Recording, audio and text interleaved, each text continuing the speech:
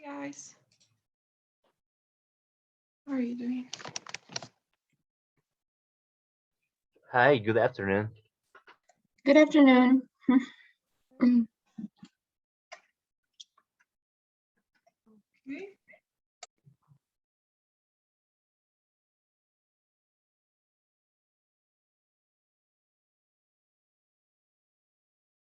So,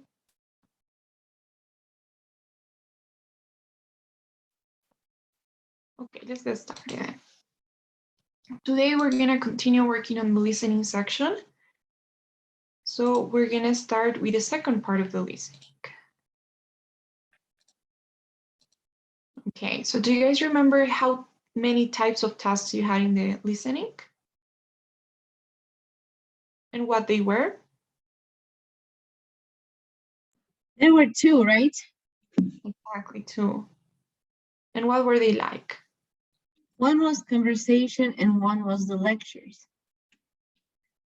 Exactly, perfect. Thank you. Luciana, you're right. And please don't forget to turn your cameras on. Okay. So in the listening, we have two different types of tasks. We have the conversations, which is the one that we went through last class, and lectures. That is one that we're going to be working on today. So let's get started with the lectures. So remember, you can have 3 or 4 of them, and each one contains 6 questions for you to answer. So 6 questions per lecture. Now you're going to notice that they are a bit harder than the conversations because they are going to be academic this time, and they are usually a bit longer than the conversations too. So they last like 6 to 7 minutes, sometimes 4, 5, 6. So they could be long. Now, this is how the lectures are going to be, a little bit of the structure. So first of all, you guys might know that a lecture is a college or a university class. Okay, so this is going to be a university class where a professor is going to be discussing a topic, a certain topic. Now, unfortunately, we don't know what those topics could be. So we don't know whether it's going to be on literature or biology or history or what have you. We don't know, but you usually have one of each. So you may have one of the soft sciences, like maybe humanities, maybe one history one, and the other one could be science, something like biology or physics. So that's usually how it goes. However, what we do know is that most of them have a certain structure. They're not just like an X explanation where nothing goes in order, where you don't have like an intra body or something. So they are really organized. And that's the important thing here in the lectures. So at the beginning of the lecture, it's very likely that you guys have a short introduction to the topic. So the professor is going to start by greeting the class and kind of giving an intro to what you're going to see in the lecture. So maybe something like, hey class, today we'll be taking a look at this part of history and more specifically at this, at this author. So in that introduction, which is going to be like the first 30 seconds, I suggest that you guys don't take notes. Okay, so don't take notes yet until you get to the details. So after the professor introduces the topic, you may have like a short definition. So let's say that we're talking about, we're talking about coffee, okay, coffee beans. So maybe the professor is going to define what coffee is or how it's extracted. Sometimes you also have a little bit of history in the beginning. So there you can start taking notes, okay? If you have a definition, try to catch it. So that's just the introduction. Now, the second thing that's going to happen is the professor is going to break down this topic into different ideas, different units, or different subtopics. So you may have different types of structures, and we're going to get there in a bit. We're going to be looking at some of the most common types of structures because it could be very varied. Okay, but in general, you will be having a lot of facts, a lot of details, examples, theories, studies, some evidence, numbers. So you have a lot of details in there that you need to take notes on. Now, another thing is that most of the questions that you're gonna get are gonna be detailed questions. So which is why it's so important to take notes in this part of the listening, okay? It's not like in the conversations anymore. Your notes are gonna be key here. And one more thing before we examine the types of lectures. This lecture could be a lecture where you just have the professor speaking. So it's just the professor, no students involved. And sometimes you have a more dynamic discussion between professors and students, between the professor and the students, sorry. So in that type of lecture, the students are also involved. They may ask some questions, they may answer some questions. So those are the two types. One tip I can give you right now is if you have the students involved in the lecture, make sure that you make a certain distinction in your notes. So let's say that a student says something, answers a question. When you're taking notes, make sure that you maybe write down an S for student, okay? Because that's really important to distinguish, because you know that students may or may not be right. So careful there, make sure that you know who is saying what and that it's reflected on your notes, okay? Careful not to confuse professor and students. So any questions so far?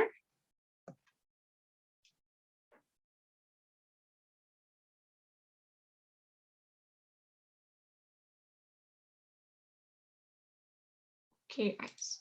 So as for the types of lectures, I'm gonna be giving you guys some examples because honestly, we don't know what type of lecture you'll have. There are many different types of organizations. But here are some of the most common types.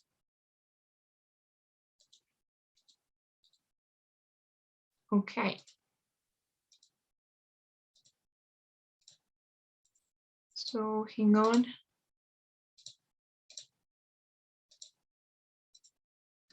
Okay. I'm sorry, it's not there.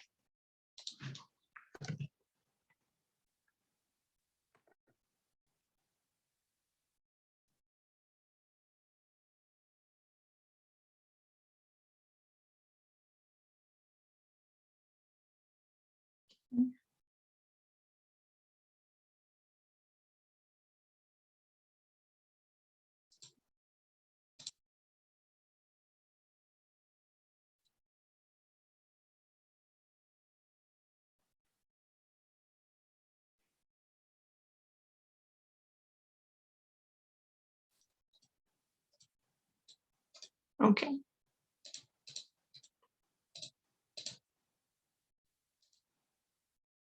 Okay, so you basically have three types of texts, in this case, lectures, okay?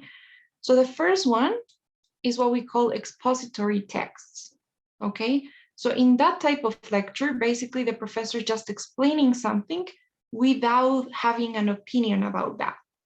So for instance, the professor could explain what we were saying, right, about coffee beans. So the professor could explain how they are produced, the history, the uses, the advantages maybe of consuming them. So in that type of lecture, you won't have the professor involved. So the professor won't have any sort of opinion about the use of coffee beans or anything, okay? So it's just an explanation of something. You can also have an argumentative lecture. Now in this type, the professor actually has an opinion. So the professor has like a point of view. So maybe the professor is against the use of coffee beans in a certain region, maybe. Okay, so that's a different type of lecture. Now, why am I saying this? When you have an argumentative lecture, it's very likely that you will have evidence supporting a certain opinion. It's kind of like in the writing. I don't know if you guys remember, but basically pay attention. Pay attention for the evidence provided by the professor. So you will have some reasons supporting that opinion if it's an argumentative lecture. Or something that's very common to have as well is history. So you have like historical notes, you have biographies. So whenever you have history, the most important part is the chronological order, the sequence of events. So in that case, you just need to be paying attention to the sequence of events, to maybe write down a lot of dates and try to go in that order. You can even draw a timeline in your notes. So you can draw a timeline and start, okay, so the first event is this one here, the second, the third. So depending on what type of lecture it is, you can maybe expect different things. So if it's a historical text, your notes should be organized, right? If it's an argumentative text, you're looking for the evidence. And if it's just an explanation, you're looking for the subtopics. And we'll see what sorts of explanations you can have. So the most common ones would be classification. So that's really common. I'll show you some examples. So when you have a classification, it's pretty simple, right? You have different types of something.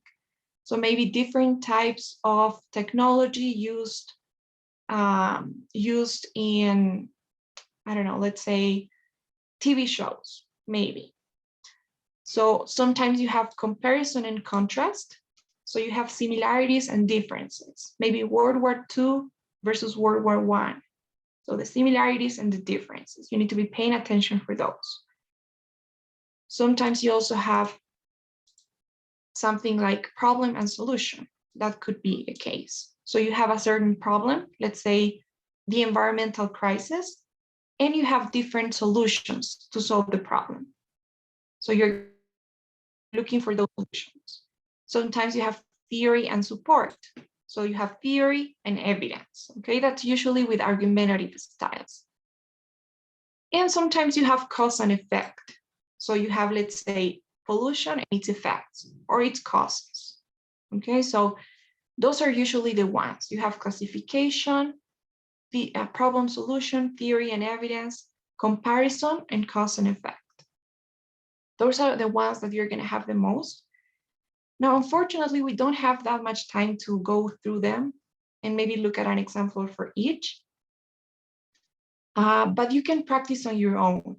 So I would say that the most, efficient thing that you can do to improving this part of the listening is practice. So practice listening to these academic lectures, not necessarily TOEFL lectures, but any type of TED talk or article, anything, or even the news sometimes, and practice taking notes. That's the key. If you can take notes, if your note-taking strategies are good, then you're already halfway through. So note-taking is the most important part here, I would say. And I'm gonna give you some examples of each. But for now, those are the most common types, okay? Any questions now?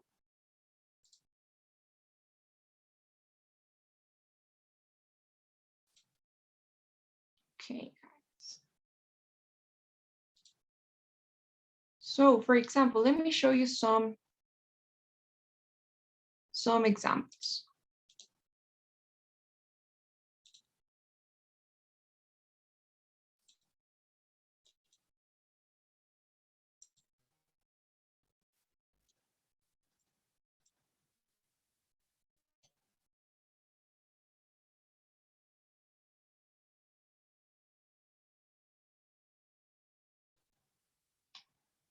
Okay.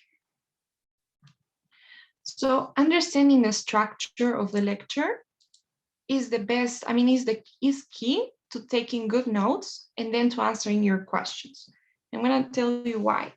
So for example, here we have a university lecture by a professor of comparative religion.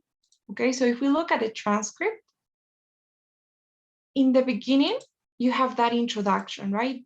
This part here, this is the transcript, right? This is actually a lecture. We can hear this. It's not a reading, it's a lecture. So I'm gonna play part. Listen to part of a university lecture by a professor of comparative religion. Good afternoon, class. In the course of this term, we've examined all the major contemporary religions of the world: Christianity, Islam, Buddhism, Confucianism, Taoism, Hinduism in depth. But before your final examination, I also want to spend a couple of classes looking at some of the more interesting minor religions. And I'd like to start with a very simple, harmless religion that managed to have a disproportionately large influence on world history. And that religion is Shintoism, or Shinto, which is the indigenous religion of Japan. Okay, so that was just the introduction of the lecture. It lasted like 30 seconds without counting the narrator. Okay, so as you can see in that introduction, you have at the beginning some context, right? In this course, we've been examining these other religions and they mention some, but before your final examination, we are gonna be spending some time looking at, and then you have the topic, right? Which in this case was Shintoism or Shinto. And they explain what it is, right? The indigenous religion of Japan. So pay attention to that introduction. You're gonna know what the topic is there. Don't take notes yet, because as you see, you don't have any important information other than just the topic. So that's the introduction, right? And after the introduction, they start talking about this religion. As you can see in the transcript, you have different paragraphs, right? You have the first one is the intro, you have paragraph 2, 3, 4, 5, and 6, 7, and 8. So it's a pretty long lecture. And in order to, start a new paragraph, we could say, or a new idea, they make a pause. Okay, the professor stops for a second and starts something new. Shinto, which is the indigenous religion of Japan. There was no historical. Notice how the professor stopped and started again, a new idea. So that's going to be key. I want you guys to, every time you're listening to the lecture, you need to try and catch where one paragraph starts and stops, okay, and ends. That's going to be key. So I know that you're not going to be able to read, but you need to be able to identify what ideas they are talking about in each unit or in each subtopic. So for example, in the first one, they're going to talk about the foundation of this religion. So they talk about the founder, how it emerged. I don't know. So this is about the history, the first one. Now then, after they're done with that idea, they talk about the concept. So its basic concept is that, so they basically explain what people that belong to this religion believe in. Okay, so that's the second idea. Now, the third idea is about the shrines. So there are innumerable Shinto shrines. So they here talk about the architecture, I guess, the shrines, the churches they have. So that's the third idea. Then they talk about, I think, how this religion was mixed with Buddhism. So that's the following idea. And then they talk about the contribution of Shinto to world history. They say, this leads us nicely to what I mentioned before, the contribution of Shinto to world history. And then they explain. So as you can see, every single paragraph is like a unit that is referring to a single idea. And if you understand that, if you understand what ideas are being discussed, then you are already, I don't know, in the right direction, okay? Why? You're gonna find that in the questions, you get 6 questions, right? So it's very likely that you have one question per paragraph or per idea. So the first question is probably gonna be about the foundation of this. The second one about the concept. The third one about the shrines. The fourth one about Buddhism and this religion. So if you were able to take notes according to this, then it's going to be easier for you to answer the question, because sometimes they just mention something like, why does the professor mention the kami? Okay, so if in your notes you know that the kami was mentioned when they were talking about the concept, then you can answer the question already, because it's going to be something like, to explain the concept of the religion. So believe me, this is the best strategy, okay? Just understanding how it's organized and taking notes in that order. So hang on a second, I'm gonna grab a piece of paper to show you something.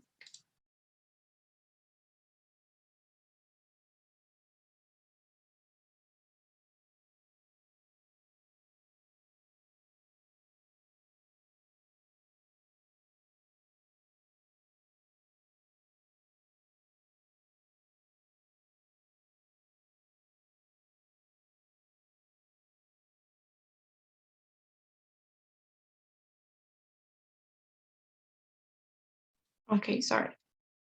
So here I have a piece of paper. Can you see my piece of paper? Yeah. So what I want you to do to take notes, this is I think the most efficient type of note taking strategy. You're gonna kind of divide this paper into 9. Okay, so you're gonna, I don't know, you can do this with a pencil or just wrap the paper, okay? But basically what I'm gonna do is wrap it in 3, okay? So first I'm gonna have 1 and the other one here. It's okay if it's not even, okay, that's fine, just to show you the idea. And the same thing here. So I'm gonna kind of do this and do this, okay?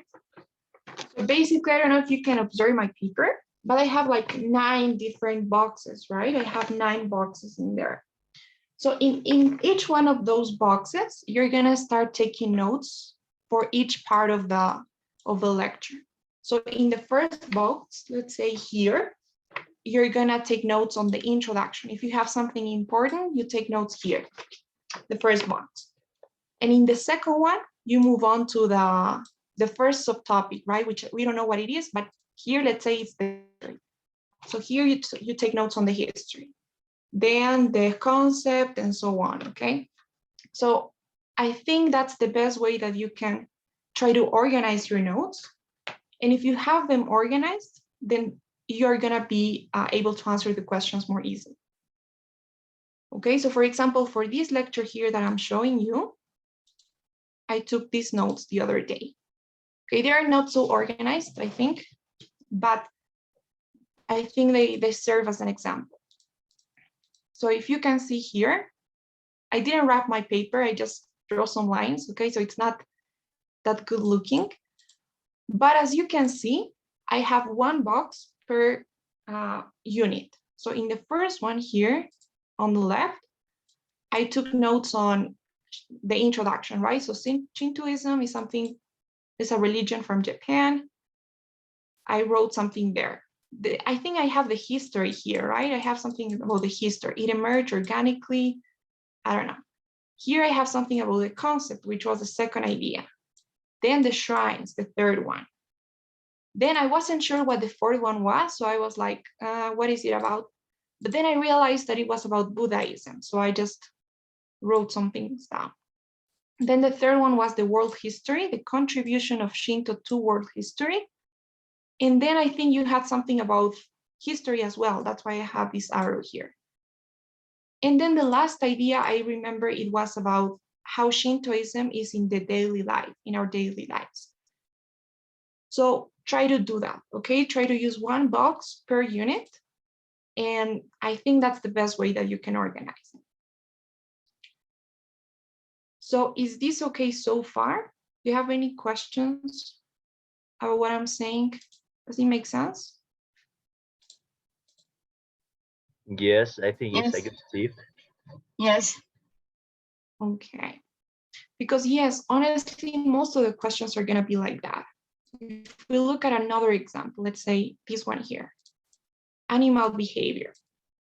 Okay, if we look at the transcript, it's about, I think it's about mimicry. So how animals try to mimic some other animals, okay?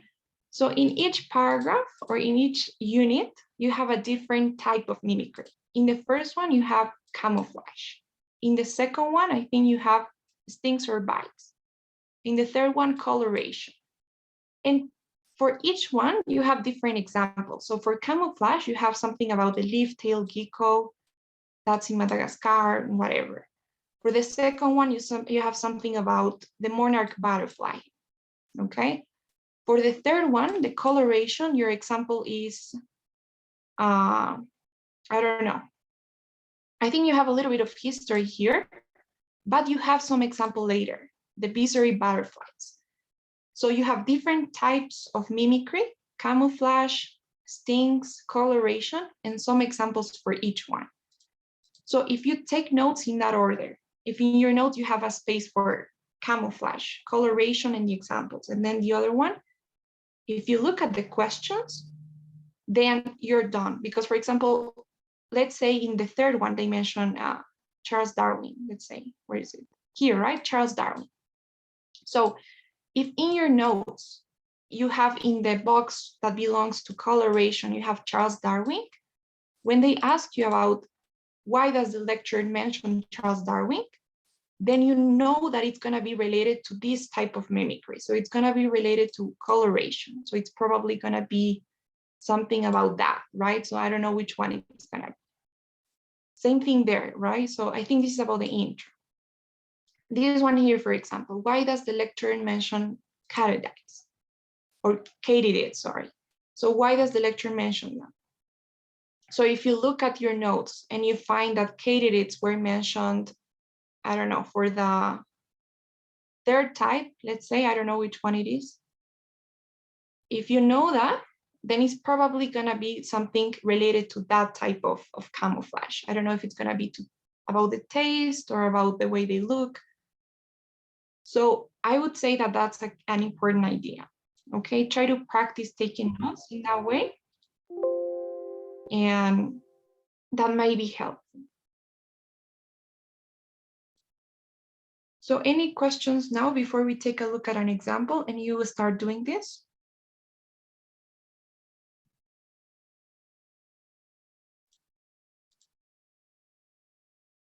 Okay, guys. Where am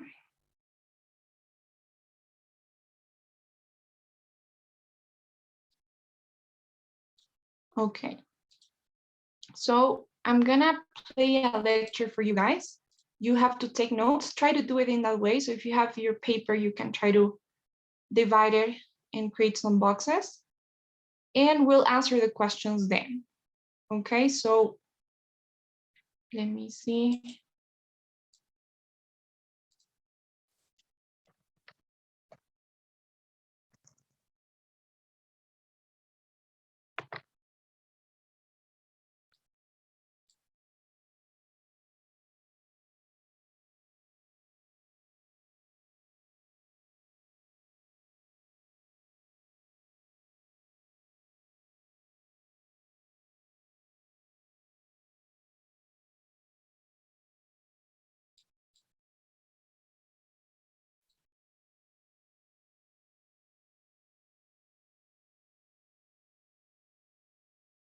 Okay.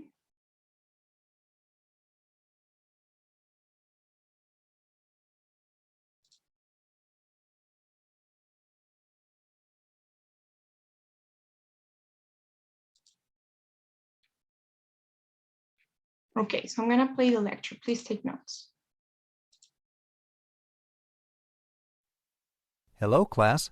So today we're going to be looking at facial recognition and to the different sorts of technology that go into facial recognition. Now, before we start, can any of you tell me where we can see facial recognition in action? Yes, you at the back? In the TV show Las Vegas?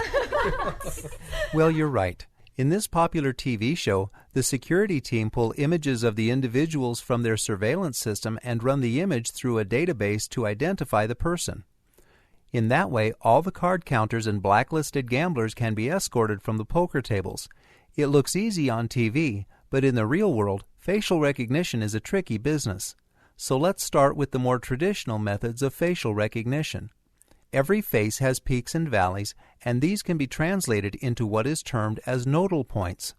Each face has about 80 of these, and they include distance between the eyes, the length of the jaw, the width of the nose, things like that. These measurements can be used to create a numerical code, and this is called a face print. This system is good because it can compare two-dimensional images such as photographs. The problem is that images have to be controlled. The person has to be staring straight at the camera. There must be no variance in facial expression or lighting because any variance in these parameters reduces the effectiveness of the system. So they had to come up with another way. So the new way of recognizing faces is by using a 3D model. It has better accuracy allegedly. 3D imagery detects distinctive features in the face such as the curves of the eyes, nose, and chin, features which do not change over time. These are measured at the sub-millimeter level. Interestingly, a 3D image can be taken not only from a live scan, but also from a 2D photograph. And another good thing about the 3D system is that it can recognize a person from a range of angles. The person doesn't have to be directly facing the camera as in 2D technology. Once again, the system gives each individual a unique code, a set of numbers that represents the face. It's easy to match a 3D image to another 3D image if you already have a 3D image in your database. It's less easy to match 3D images to 2D images, but what they can do is pull certain measurements from the 3D image, such as the eye and so forth, and use this to convert the 3D image into a 2D image, and this image can be more easily compared to the 2D images in the database. But it's not just the measurements which can be used to recognize faces. There's also a new development called skin biometrics. This uses the uniqueness of skin texture to get its results. The process takes a picture of a patch of skin, and the system will then identify any pores, lines, moles, blemishes, and other features of skin texture. This method can be used to identify identical twins, something that cannot be done with the 3D technology. Its other advantages over 3D imagery are that it's insensitive to changes in expression, blinking, smiling, and so forth, and can compensate for changes in facial features, such as the growth of a beard or wearing glasses. It's not perfect, though, as it is sensitive to lighting conditions and poor camera resolution, and if there is glare from the sun. So, now we've covered the main types of facial recognition, we'll move on to its uses. Now, has anybody here... Okay, what did you think of that lecture? It was a bit hard. That's it? Yeah, right. That was honestly what I think it's not that hard compared to other lectures that I've seen, but they did speak like too fast. And it was a short lecture, 3 minutes. Most of them are longer than this. They're like 5-6 minutes long. Okay. Were you able to take notes? Some. Okay. Yeah, right. It's a challenge when they speak that fast. And also, that's just practice. And another thing I didn't mention, try to take notes only about the parts that you have understood, that you have caught. Don't just take notes randomly, like every word that you listen to without understanding, because it's not going to be useful either way. So let's see what the questions are about. Actually, before we do that, anyone can tell me how it was organized? So what did we see about facial recognition?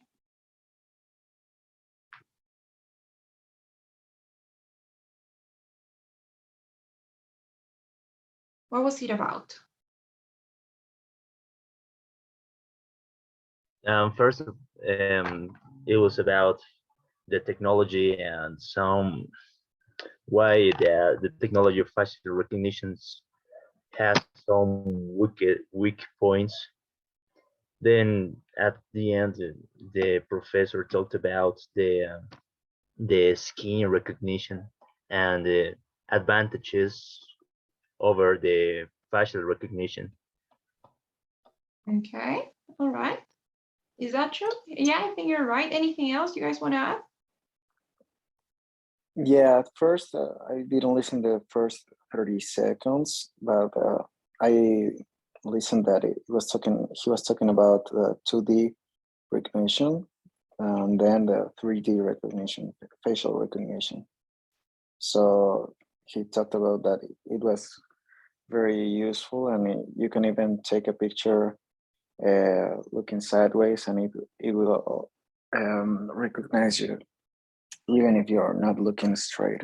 And the other one, you have to look straight at in front of the camera, for example. Okay, great. Really, those are good details to remember. Yeah, nice. So yes, you guys are right. I think it was about the types, right? You have the 2D, 3D, and then the skin biometrics one. And yes, it was also about the advantages or disadvantages of each one. So what was good about the 2D, what was not so good about the 2D. And I think that each one was like an improvement of the previous one. So in order to solve the shortcomings that the 2D facial recognition had, they created a 3D one. And the skin bio is even better, I think. So understanding that is helpful, and also understanding what each one was about at least. So Rodrigo, for example, is saying, right, I think the 2D was about, well, the 3D was about identifying you from different angles. So that's really cool. It will help you answer the questions. Let's see what the questions actually are. So the first one about the introduction. Luciana, maybe you can read the question. Sure. Where does the TV show Las Vegas take place? A, in a shopping mall. B, in a police department. C, in a casino. D, in a crime lab. Okay, so do you guys remember?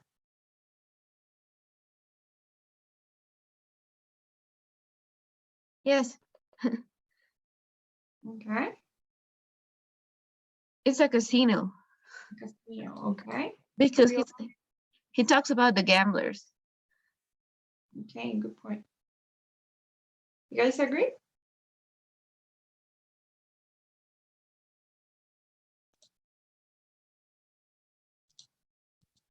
Okay, let's try C. And yes, you're right, it was a casino. Yeah, and I don't think they explicitly said it, but yes, they talk about gamblers, poker tables, so it's gotta be a casino, totally. Now the second one, it's a definition. I think it's actually one of the first ones they mentioned, right? What is a face? Take a look at your notes. Do you have anything on face prints?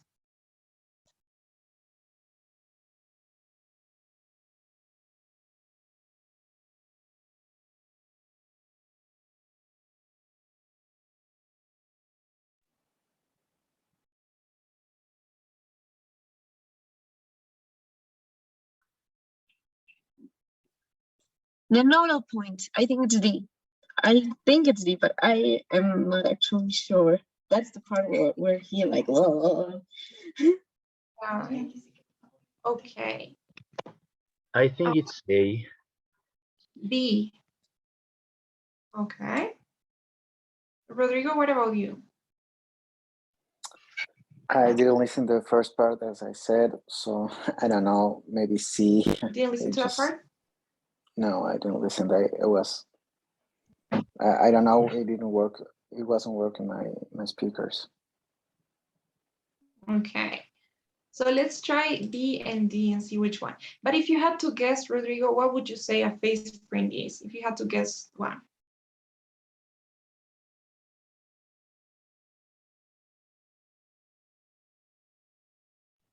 I would say C because I heard the to the image. But as I said, it was like 40 seconds and record. So we have very different opinions. So it's not total points. It's not C either. And I don't think it's B. It's actually A, you guys. So option D We were was all wrong. close. Interesting. Option D was close because I think they say the number of nodal points is converted into a code or translated into a code, and that code is what is called the face print. Okay, so it was close to D, but it's not D. Now a 2D image of the face, I think it's just a 2D image, right? Like maybe a photograph, maybe a drawing, maybe I don't know. And distinctive course, yeah, that's not. It has to do with some of the technology, but it's not the definition of a face print. Whenever you have definitions, make sure that you take notes. That's important. Now the third question, maybe Shamir, can you please read it? Identify the problems with 2D facial recognition from the list below. Okay. So take a look at your notes. What do you have for the 2D facial recognition?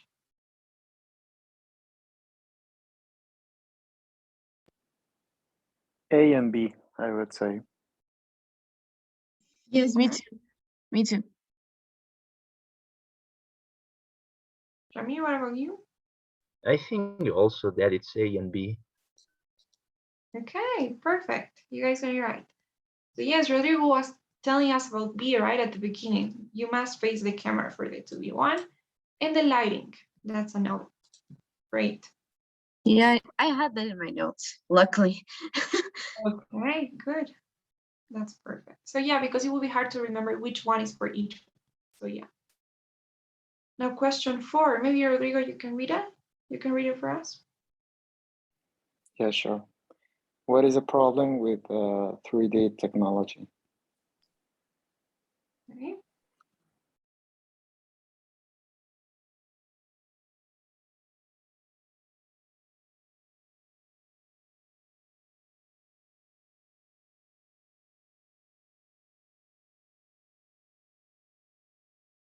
I am between B and C.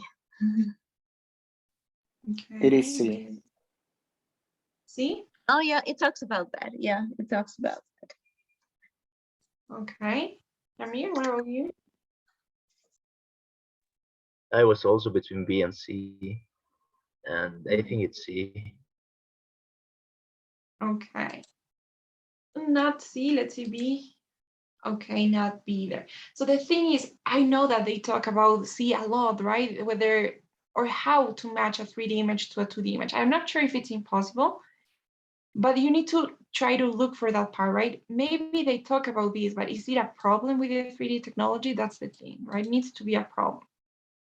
So I think this one was tricky because they don't exactly mention this when they were talking about the 3D technology. They mention it later when they were talking about the skin biometric one. And they say, the good thing about Yeah. the skin bio, yeah, right?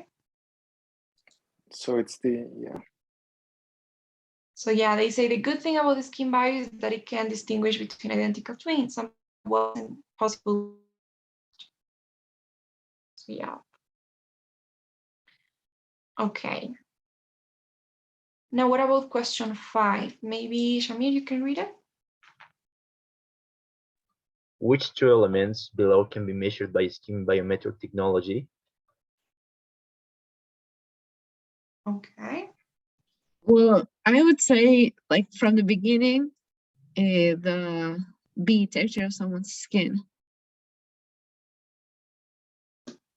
Okay. What else?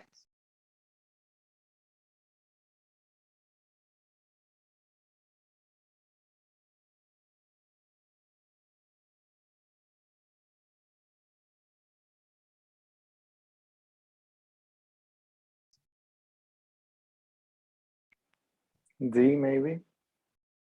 Okay. Mm, D&D? I would say B and C C. instead of D. I would say C. D. Okay. Let's try the 3 of them. Let's see B. I think you guys agree. Yes, that's right. Let's see D. Nope. C actually. So yes, B and C. Now again, same thing here, right? First, make sure that it's not just something that they mention because they do mention A and they do mention D, but I think that's related to the 2D technology, not to the skin bio, which is important. I mean, which is why it's important to have it organized, right? For the skin biometric technology, what they can do is the texture and the existence of light. And also, if we're just logical about this, and we know that the skin biometric must be about the skin, it's gotta be B and C, right? Because the curve, the distance, that has to do with the shape or the measurements, and that's about the 2D technology. But the skin biometric is all about the skin of somebody. So in this case, the texture or lines. Yes. And finally, our last one, we have some nice pictures in here. Which one of these faces will the skin biometric system be unable to identify? So what are the problems with the skin biometric system? What is something that these pictures have that couldn't be identified with the skin? A. Okay, because of the light? Exactly. Okay.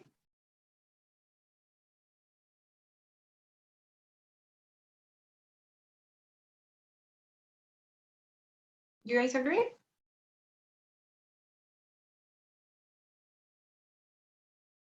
A? Okay. Yeah, it's definitely A. So yeah, I think it was. And just thinking of what we have, right? If the skin biometric is skin, so the only one in which you cannot really appreciate the skin will be A. The other ones, even with the glasses or the expression, you still have a good side of the skin. So definitely A. So as you can see, most of the questions, first of all, they go in order, which is great because if your notes are in order, then that's an advantage already. And they are related to each part, right? The first one is about the intro, the definition, then the 2D, the 3D, and then the skin bio. And they focus on those, you know, the advantages and disadvantages, the problems and the good things. So try to identify those subtopics, make sure that you have your notes in order, that you try to catch those details, and that's just practice, taking notes quickly, and you'll be okay with the lectures. Just practice as much as you can. So what do you think about this lecture part? Do you have any questions?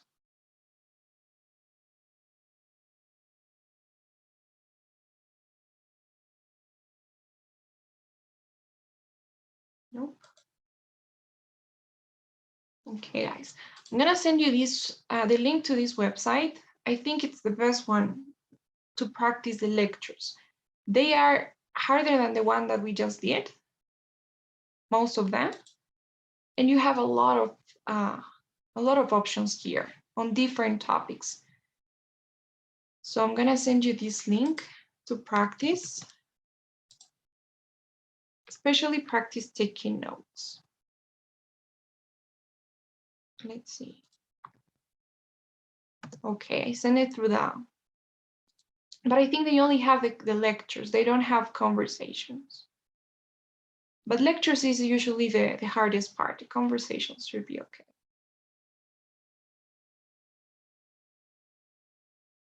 So what else were the lectures?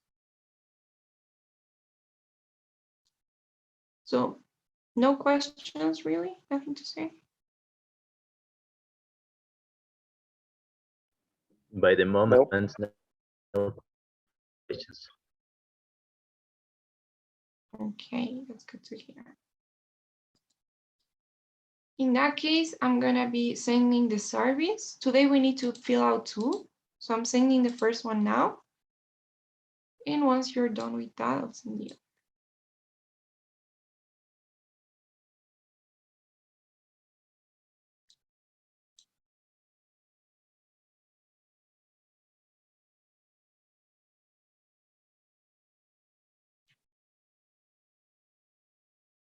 Okay. And I'll send the other one.